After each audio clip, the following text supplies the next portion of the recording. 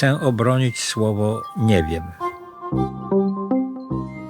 Jest w nas, w ludziach, potrzeba, żeby raczej wiedzieć fałszywie, niż nie wiedzieć wcale.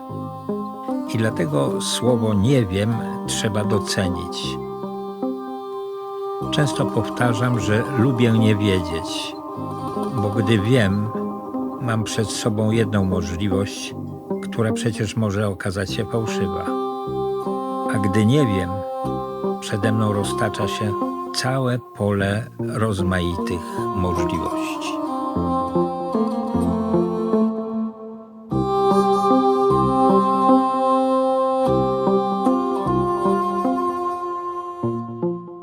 Czy ja bym lubił siąść w fotelu, zamknąć oczy i myśleć, i czy bym to lubił? Nie wiem, chyba nie. To byłoby raczej takie obojętne. Czasem robi się taką sesję sam na sam z myśleniem, jak trzeba coś przemyśleć. To dobrze jest zamknąć oczy i wyłączyć się ze świata. Myślę, że to może być duże przeżycie czasem, jak się coś mądrego wymyśli albo jakieś doznania estetyczne myślenie przyniesie, ale no i wtedy się to lubi. No myślę, że tak, że są takie rzeczy, z których bym nie ustąpił. Wolałbym nie robić takich wyznań. Może wyjdę od takiego spostrzeżenia, że nie myśleć jest bardzo trudno. Próbowałem wiele razy, pewnie wielu ludzi to próbowało, nie myśleć przez chwilę. I to się właściwie nie da. Myśli się nie da zatrzymać. Im bardziej się ją chce zatrzymać, tym intensywniej się myśli o tym, że się myśli. A jak się nie myśli o tym, że się myśli, to się po prostu myśli.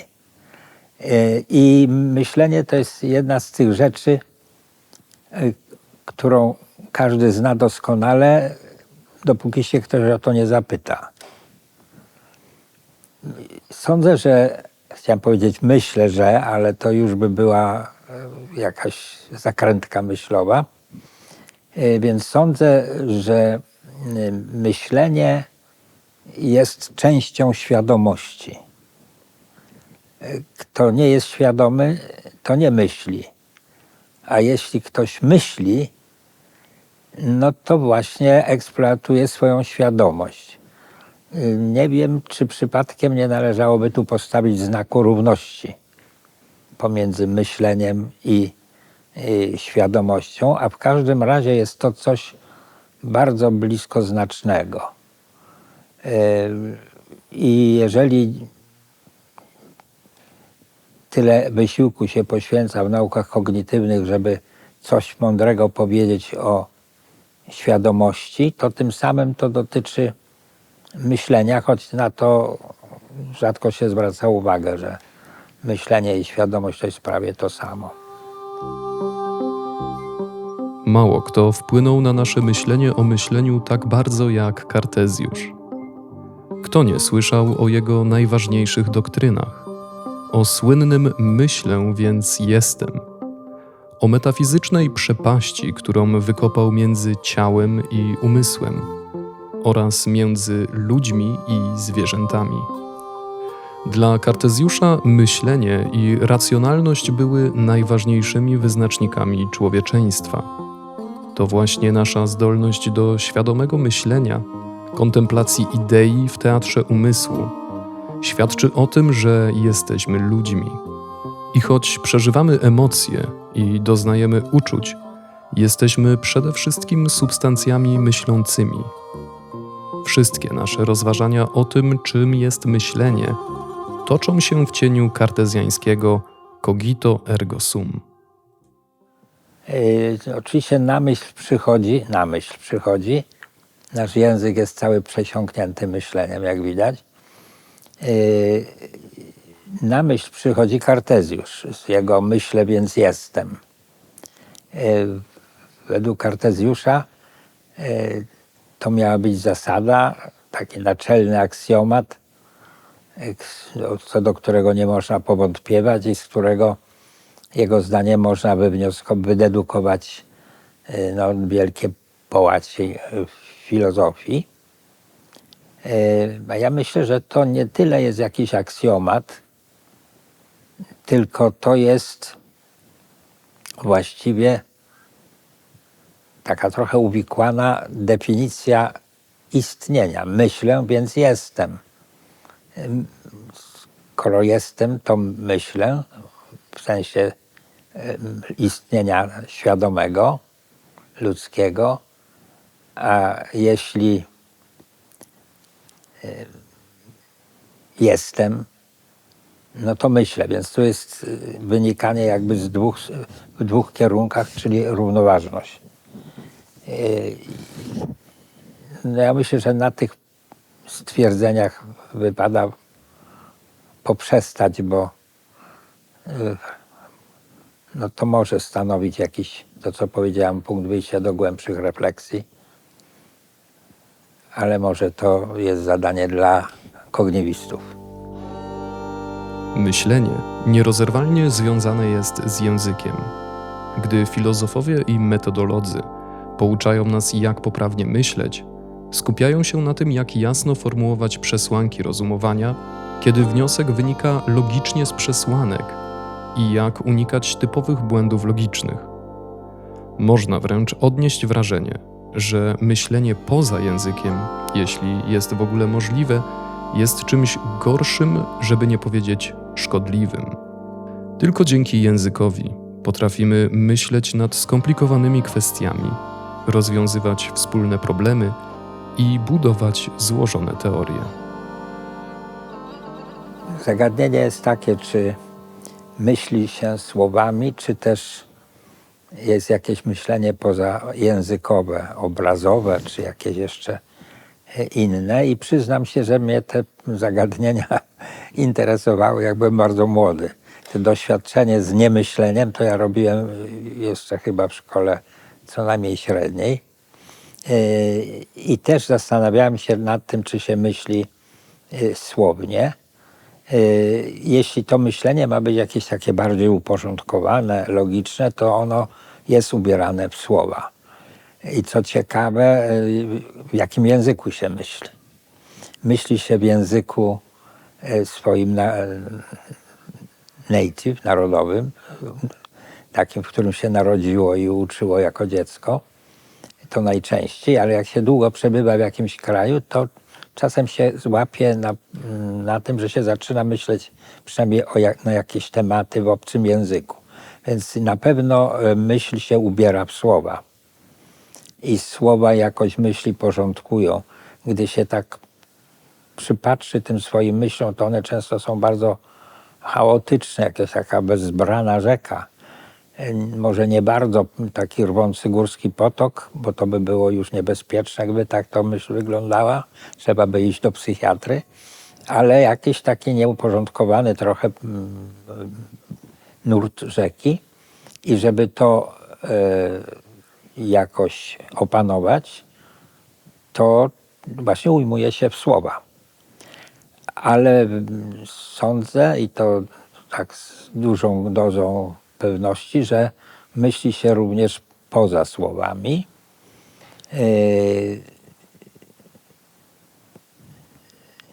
Taki krańcowy przykład, który mógłby służyć jako argument na rzecz tej tezy, że się myśli nie tylko słowami, to jest wtedy, gdy kontrola nad myślą się psuje i myśl przechodzi w marzenia senne.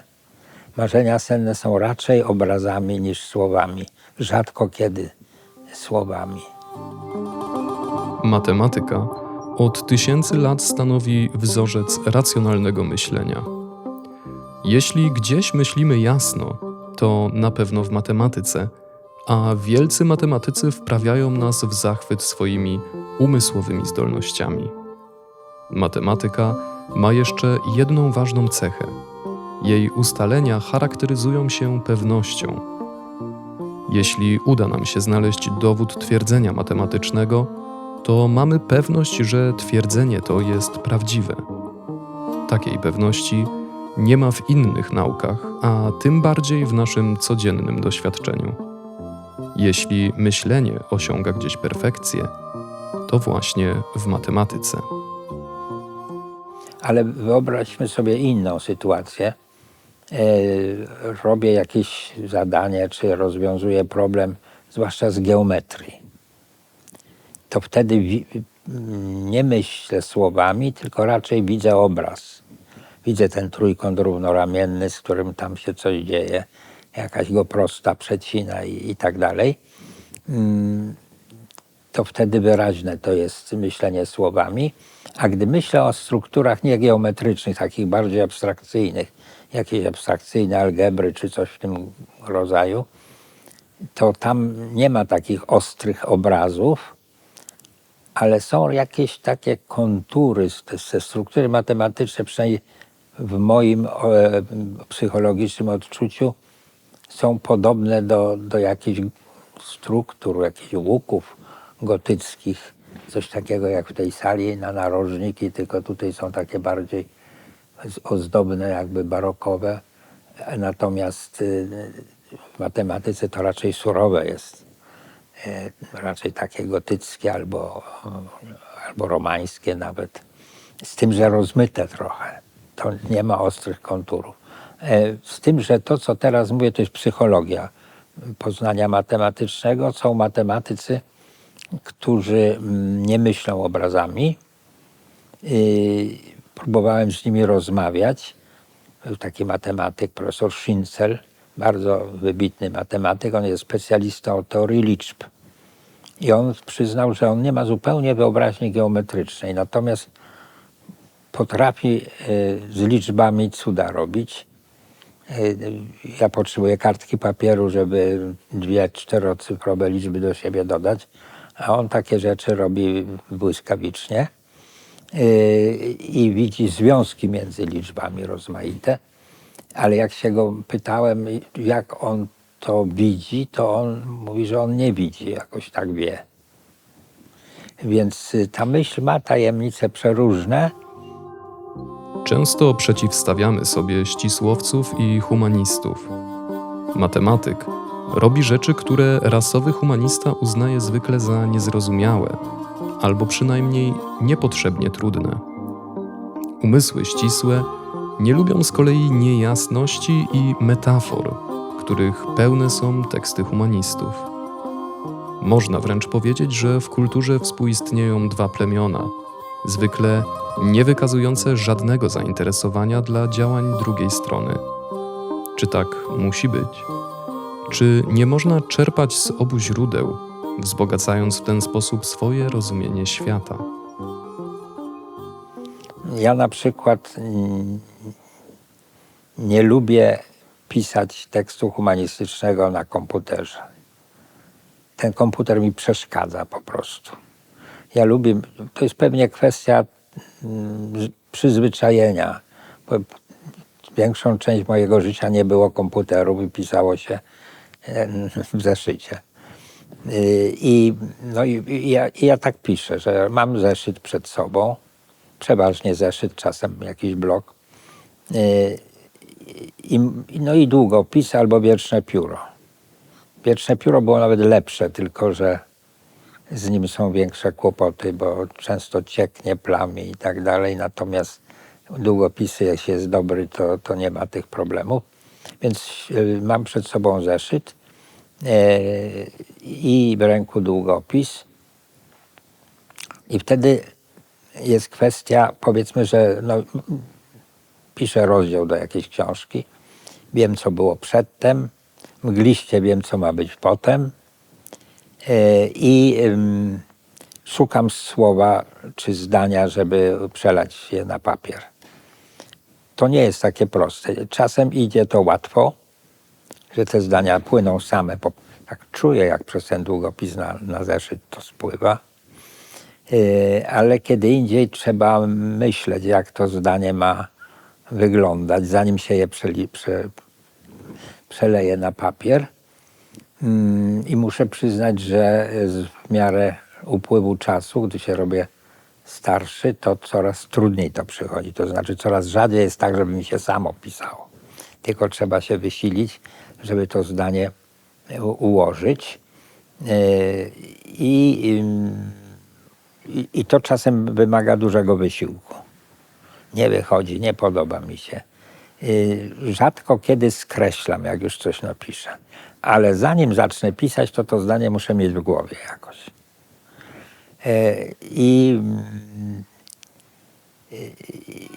W sumie to jest męczące, ale przyjemne. Zwłaszcza jeśli te zdania ładnie rzeczywiście wyjdą, jak czuję, że to ma rytm, że to ma pewną melodię, że to się łączy w jakąś logiczną całość.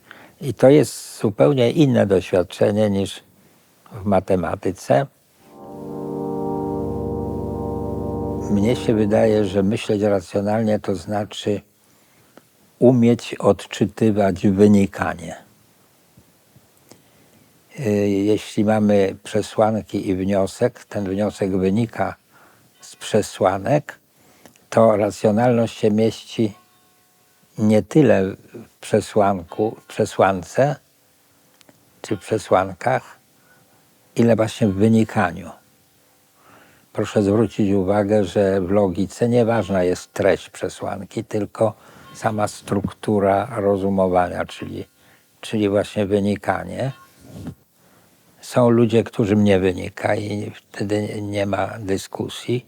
Zawsze tu przytaczam taki przykład z moim siostrzeńcem, gdy byłem małym chłopaczkiem, jeszcze przedszkolnym, i zadawał mi rozmaite pytania, ja mu tłumaczyłem, a jak miał zły nastrój, to jak się chciał mi sprzeciwić, a już nie miał argumentu żadnego, bo był chłopaczkiem racjonalnym, to mi wtedy mówił: no i co z tego?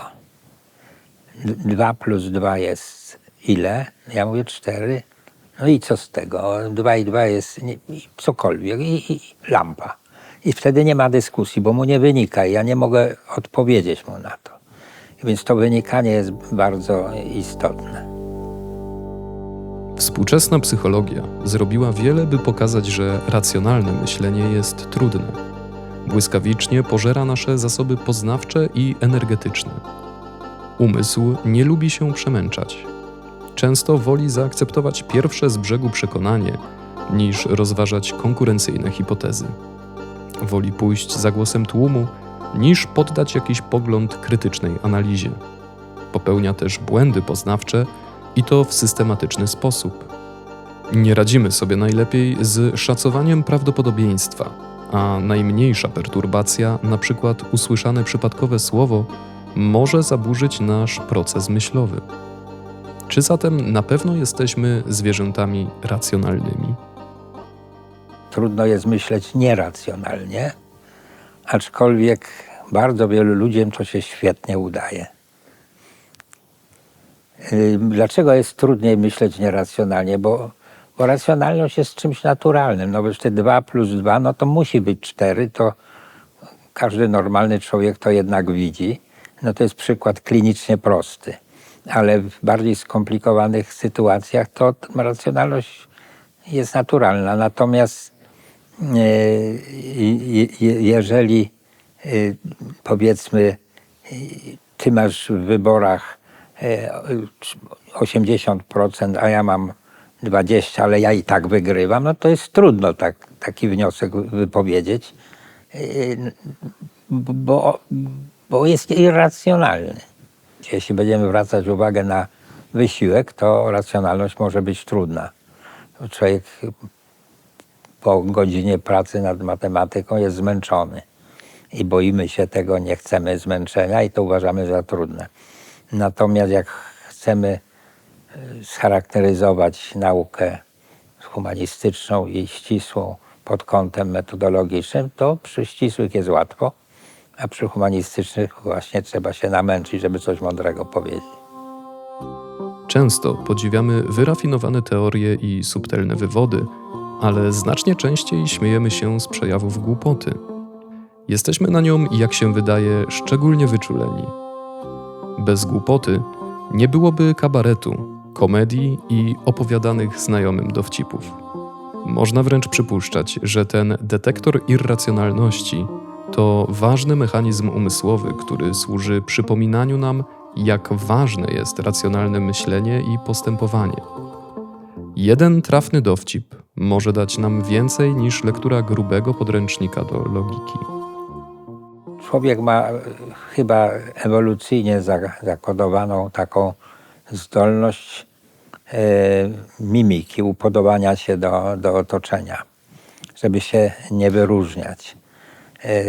Przychodzi mi na myśl taka anegdotka o góralu, który jechał na Kasprowy Wierch w kolejce linowej, no i stał, a tam była taka ławeczka w tej starej kolejce linowej, w starym wagoniku, teraz są nowe. I ktoś mówi, bardzo siądźcie sobie, przecież szkoda nóg. A mówi nie. No dlaczego nie? A mówi, bo będzie miesiąc temu, jak jechałem, mówi, w tym wagoniku na Kasprowy i w najwyższym miejscu, gdzie jest największa przepaść pod kolejką, denko, podłoga się urwała i ludzie wszyscy spadli, a ja siedziałem na ławeczce. Wszyscy spadli, tylko ja jeden zostałem siedzieć jak głupi. Jest ta chęć mimiki, żeby robić to, co wszyscy. No i stąd moda dyktuje rzeczy głupsze, niż by dyktował prosty rozum.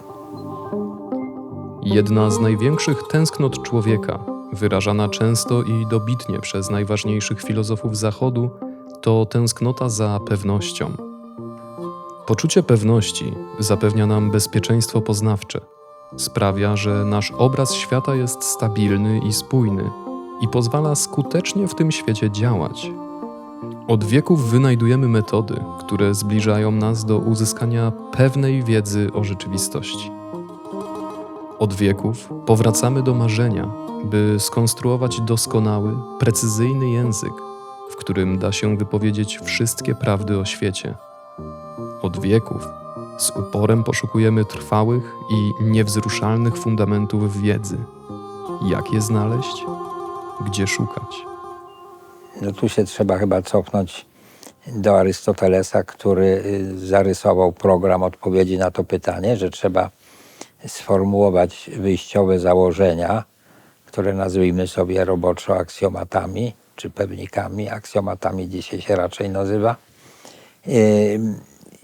I one powinny być według Arystotelesa oczywiste, tak żeby każdy się na nie zgodził.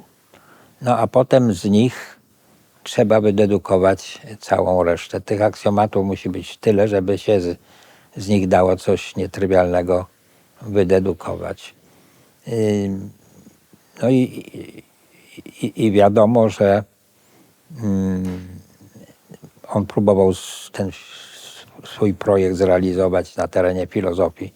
To nie bardzo mu wyszło, ale jakiś czas potem Euklides to zrealizował w matematyce, w geometrii. Zbudował system geometryczny w oparciu o to nazwał postulaty i aksjomaty. Troszkę rozróżniał jedno i drugie, ale nie będziemy wchodzić w szczegóły. Sformułował, powiedzmy, aksjomaty i z nich wydedukował całą ówczesną grecką geometrię, która była już rozbudowana i znaczna. I to było dokonanie wielkie z elementów, tak się nazywało jego dzieło Euklidesa. Uczono się geometrii jeszcze do połowy XIX wieku. Więc trudno znaleźć obok Biblii taką książkę, która tak długo funkcjonowała. Ale właśnie problem był z tymi aksjomatami. Skąd wziąć tę oczywistość? To, co dla jednych jest oczywiste, dla drugich nie jest. Chociażby historia filozofii świadczy o tym, że było setki filozofów, każdy miał inny punkt wyjścia i każdy uważał, że jego filozofia jest tą ostateczną, a tych filozofii ostatecznych było wiele, co już samo w sobie jest kompromitacją, bo powinna być jedna. Co więcej, dzieje aksjomatów Euklidesa też o tym świadczą, że to, co dla Euklidesa było oczywiste, nie było oczywiste.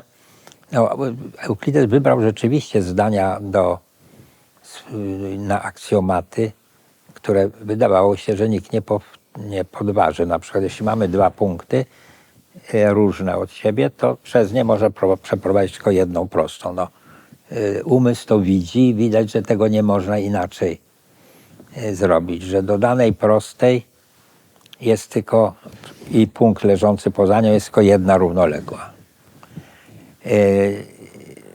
Tymczasem w XIX wieku matematycy zadali sobie pytanie, co by było, gdyby było więcej równoległych do tej jednej prostej. I okazało się, że taki postulat nie jest sprzeczny z pozostałymi i można zbudować geometrię w oparciu o ten inny postulat. I powstała cały szereg geometrii nieeuklidesowych. Także dzisiaj w matematyce ten idea Arystotelesa systemu aksjomatycznego dalej funkcjonuje z jedną istotną poprawką, że aksjomaty wybiera się dowolnie.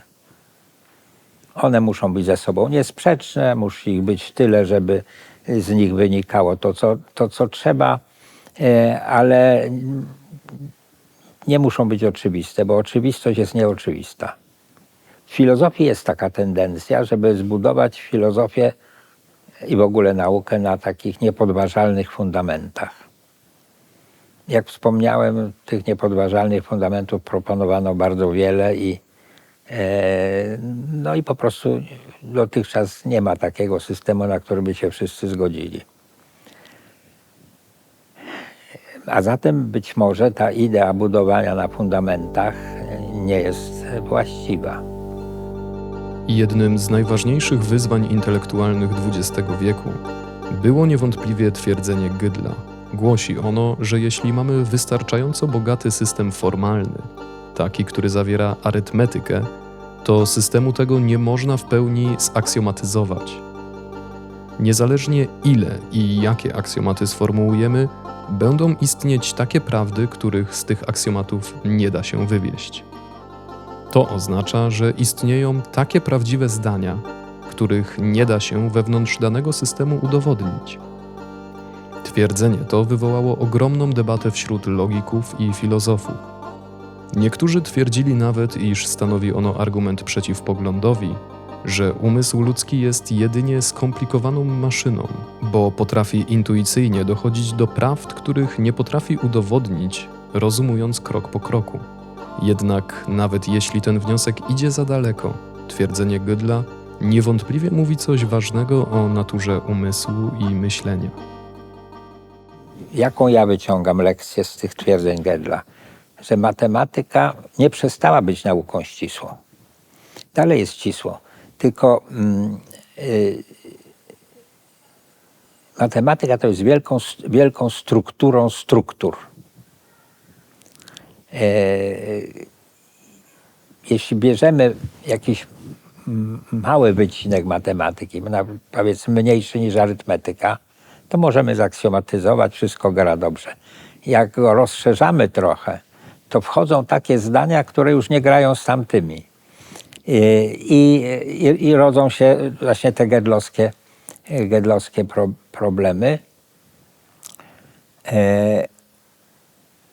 Ale to tylko świadczy o tym, że matematyka jest relacjami między tymi strukturami. Że nie ma fundamentu w tym sensie, że nie ma takiego układu aksjomatu, z którego by wszystko wynikało. Tylko, że ja to nazywam antyfundacjonizmem, że nie ma takich fundamentów, a racjonalność polega na tym, że wszystko jest zależne od wszystkiego i te oddziaływania między strukturami są bardzo bogate. Troszkę bogatsze niż możliwości naszego umysłu. No bo nasz umysł powstał ewolucyjnie przez oddziaływanie z wszechświatem, z środowiskiem. I gdzie jest powiedziane, że ewolucja umysłu ludzkiego musiała tak przebiegać, żeby on był zdolny pojąć wszystko. Bardzo dobrze, że pojmujemy to, co pojmujemy. A matematyka okazuje się już za wielka, ta pełna matematyka. I tylko fragmenty możemy porządkować. Systemy aksjomatyczne są ucieleśnieniem marzenia o pewności i ścisłości. Nie dziwne więc, że w historii podejmowano próby aksjomatyzacji różnych dziedzin refleksji, nie tylko poszczególnych gałęzi matematyki. Tacy wielcy myśliciele jak na przykład Leibniz marzyli nawet o tym, żeby całą ludzką wiedzę, matematykę, fizykę, ale też metafizykę, etykę i prawo zamknąć w jeden wielki system aksjomatyczny. Próby takie podejmowano szczególnie w odniesieniu do fizyki, nauki posługującej się, i to bardzo skutecznie, językiem matematyki. Celował w to choćby wielki matematyk David Hilbert, który marzył, by stworzyć równania świata, wyrażone matematycznie prawa, z których wynikają wszystkie fakty. Słowo domysły po polsku brzmi tak negatywnie. Natomiast fizyka nie jest domysłem, jest solidną nauką i są pewne filozofowie za Popperem twierdzą, że to jest taka wiedza uprawdopodobniająca, ale to prawdopodobieństwa są bardzo wielkie, bardzo bliskie jedności. Nie oszukujmy się, do końca świata materia się będzie składać z atomów. Pewnie te atomy będą inaczej trochę rozumiane, ale będą. Hel ma 2 elektrony i to pozostanie do końca świata. Pamiętam taką dyskusję wśród fizyków i filozofów, i że właśnie filozofowie mówili, że nie ma praw, których się kiedyś nie podważy. Jeden z fizyków, bardzo znany w Krakowie, wstał i mówi, jak to nie ma, a to, że właśnie hel ma 2 elektrony, to do końca świata będzie wiadomo. Na to ten filozof, który się zapytał, powiada, proszę mi pokazać, że to są 2 elektrony. Jak to pokazać? A tamten mówi, tak wstał i mówi, jak to? Jeden i drugi. I w tym była głęboka prawda, że są pewne... Teoretycznie każdą prawdę można podważyć, bo nigdy nie mamy gwarancji, że doświadczenie nie pokaże czegoś innego następne. 1000 doświadczeń będzie tak jak dotychczas, a 1001 pokaże coś nowego. Ale jednak w granicach osiągalnej dokładności dzisiaj, to graniczy z prawdopodobieństwem z 1, więc fizyka jest nauką bardzo, bardzo solidną. Co nie znaczy, że się całe teorie nie wywracają od czasu do czasu, ale teoria Newtona pozostanie ważna do końca świata, chociaż będzie przybliżeniem mechaniki kwantowej, a mechanika kwantowa pewnie będzie przybliżeniem następnej teorii i tak dalej. Niektórzy fizycy wręcz głoszą, że filozofowie nauki, zwłaszcza z tych szkół właśnie socjologizujących, tak zwana ta szkoła edynburska i tak dalej, że oni z nauce wyrządzili wielką krzywdę, bo wmówili między innymi politykom, że ta nauka nie jest pewna, że wszystko anything goes, wszystko pójdzie i skutkiem tego nawet finansowanie nauki na tym cierpi, więc ma to swoje praktyczne odniesienie.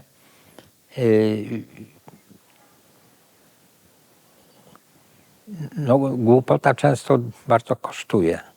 Jeśli się nie rozwinie odpowiednio nauki, to się potem za to płaci jeszcze więcej niż się zaoszczędziło. Taka jest natura rzeczy.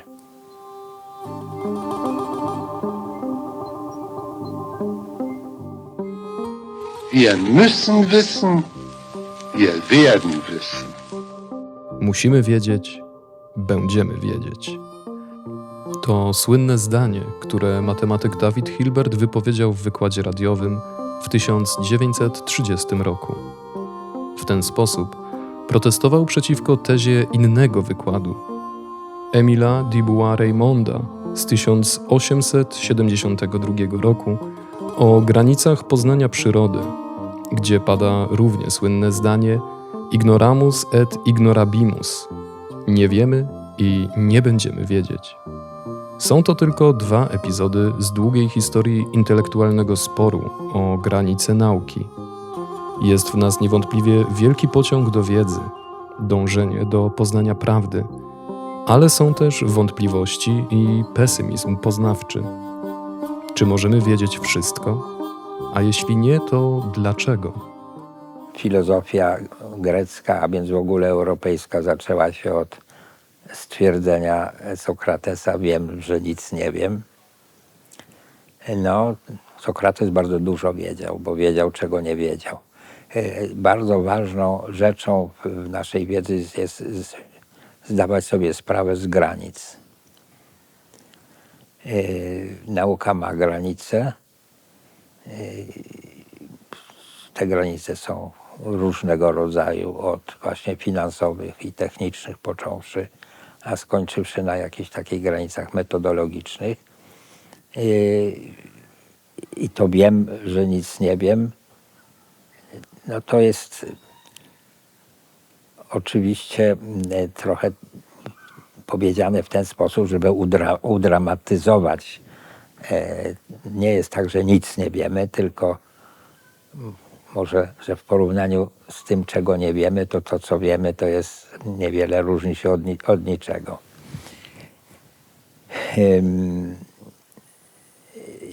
Ja rzeczywiście kilka razy już to mówiłem i powtórzę, że osobiście dość lubię nie wiedzieć. Dlaczego? Dlatego, że jeśli nie wiem, a stoję przed jakimś zbiorem zagadnień i nie wiem, no to jest dla mnie terra incognita, to mam przed sobą ogromne pole możliwości. Z chwilą, gdy twierdzę, że coś wiem, to z tego pola możliwości wybieram jedną i to wiem, a tamte odrzucam. No to jest zawężenie, to jest coś, co zubaża de facto. I co więcej, mam świadomość, że mogę wiedzieć fałszywie. Więc mogę błądzić. Więc z chwilą, gdy wiem, to się narażam na błąd. To jest oczywiście to, co mówię, jest też pewnym udramatyzowaniem sytuacji, bo jednak wiedzieć jest dobrze, jest w nas instynkt wiedzy i wiedza zapewnia postęp, ale trzeba również doceniać niewiedzę i umieszczać to, co wiem, w kontekście niewiedzy. I tu mi na myśl przychodzi porównanie, sięgnę do Leibnica, z Panem Bogiem, który stwarzał wszechświat. Według Leibnica Pan Bóg, stwarzając wszechświat, miał pole możliwości, mógł zrobić, co chciał. Wiele różnych wszechświatów, wiele różnych możliwości. A potem wybrał jedną i tą zrealizował. Czyli zawęził to pole możliwości do jednej. No i to jest też tak samo jak z moją niewiedzą. Nie wiem, a potem zawężam i to, co wiem, zawęziłem do tego, co wiem, to jakby stworzyłem kawałek swojego świata. I są wszystko oczywiście metafory, ale bardzo, bardzo nośne. No. Trudno nam się przyznać do niewiedzy. Nasze umysły są tak skonstruowane, że zwykle nieświadomie dbamy o swoją reputację i staramy się wypaść jak najlepiej w oczach innych.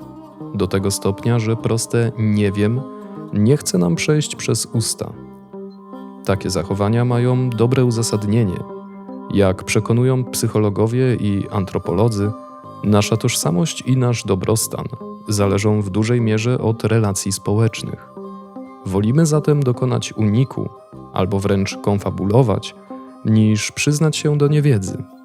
Nie dziwne więc, że niewiedza nie kojarzy nam się z niczym pozytywnym. Trudno ją zaakceptować, a tym bardziej trudno nazwać oświeconą. Ten zwrot pochodzi od Augustyna z Hipony. Nie pamiętam, w jakim kontekście go użył, ale na pewno go użył. Sam natrafiłem kiedyś na ten zwrot u niego.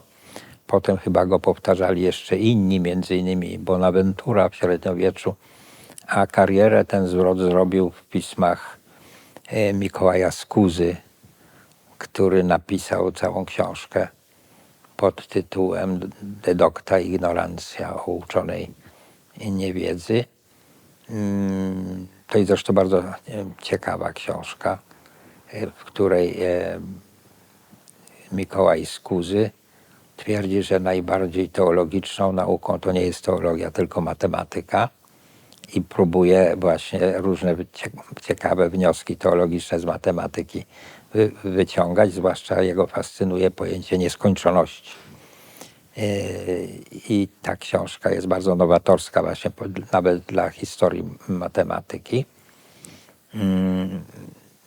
I on tam powiada, że wszystko to, co my wiemy, to jest docta ignorantia, no bo on był też zwolennikiem tej teologii apopatycznej, to znaczy teologii negatywnej, on ją też nazywa negatywa, że to, co wiemy o Bogu, to jest właściwie nasza niewiedza, ale nie taka niewiedza, ignorancja kompletna, tylko docta ignorantia, że jednak to się różni od takiej kompletnej niewiedzy idioty.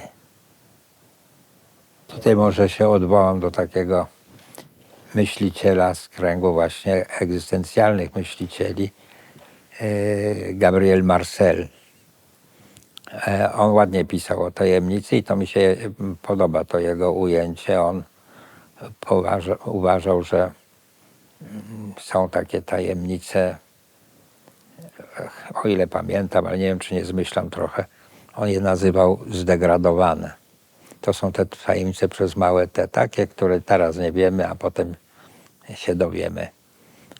Natomiast taka tajemnica transcendentna to jest taka, która nie to, co nie wiemy, tylko coś, co nas obejmuje, czego ja jestem częścią. I takie tajemnice, twierdzi, zawsze pozostaną. To jest takie trochę mistyczne sformułowanie, ale myślę, że dałoby się je ładnie przeformułować jakoś tak na użytek filozofii nauki. Gdy nie wiemy, wynikają z tego błędy. Błądzimy może i częściej, gdy tylko wydaje nam się, że wiemy. Wielka intelektualna przygoda człowieka, jaką jest pozyskiwanie wiedzy, wypełniona jest wspaniałymi sukcesami, zaskakującymi odkryciami, wielkimi teoriami naukowymi i wspaniałymi wynalazkami. Ale naznaczona jest ona niepomiernie bardziej czymś innym, popełnianymi przez nas błędami. Nie lubimy nie wiedzieć, jeszcze bardziej nie lubimy się mylić. Czy jednak słusznie? W życiu popełniłem wiele bardzo błędów i w filozofii. Potem musiałem sobie wycofywać się, już nie pamiętam szczegółów, ale na pewno tego było bardzo dużo. W pracach matematycznych, nawet publikowanych, są błędy. Chyba trudno znaleźć książkę drukowaną, która by nie miała żadnej pomyłki drukarskiej. Chyba takiej nie ma. Tak samo i w naukach popełnia się błędy. Błędy w nauce są bardzo cenne. Przynajmniej dwukrotnie w matematyce nauczyłem się na błędach. I to bardzo istotnie. Jeden przypadek to pamiętam dokładnie. Ja źle rozumiałem jedno pojęcie matematyczne i przez dłuższy czas jakoś w oparciu o to pracowałem. I oczywiście te wnioski, które na szczęście do publikacji nie doszło, ale niewiele brakowało. Ale potem jak odkryłem, że to nie jest tak, to poszło zupełnie dalej, jak powinno iść. Na błędach się człowiek uczy. Także w nauce to są bardzo cenne rzeczy, zarówno w osobistych doświadczeniach, jak i w historii nauki. Błąd jest osiągnięciem, ponieważ pokazuje, że nie tędy droga, więc jedna z możliwości jest zablokowana. Natomiast w życiu codziennym jakieś błędne decyzje, w tej chwili mi na myśl nie przychodzi, ale na pewno ich było i setki. Pewnie i dzisiaj popełniłem parę drobnych błędów.